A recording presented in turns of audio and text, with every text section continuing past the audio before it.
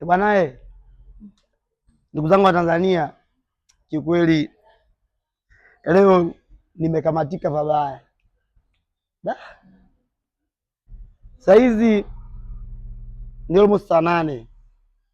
Natakiwa nikaangalia mechi ya Yanga. Usafiri wangu nimepaki hapo nje. Kulia kuna mamangu, kushoto kuna mke wangu.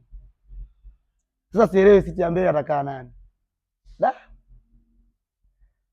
Nikimchagua mamangu akae siti ya mbele, mke wangu ataniona kama unanuna. Ananuna.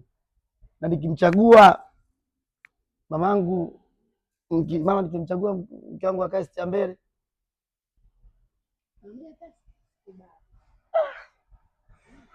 kiukweli mama wa 2000 na mtoto wa 2000. Basi shusha kwenye comment hapo niambie, ungekuwa wewe ungechagua nani akae siti ya mbele? Kile mimi nitajua cha kufanya huko. Wewe utaendesha gari, mimi nakaa zangu nyuma, naona kaa pembeni. Kesi imeisha.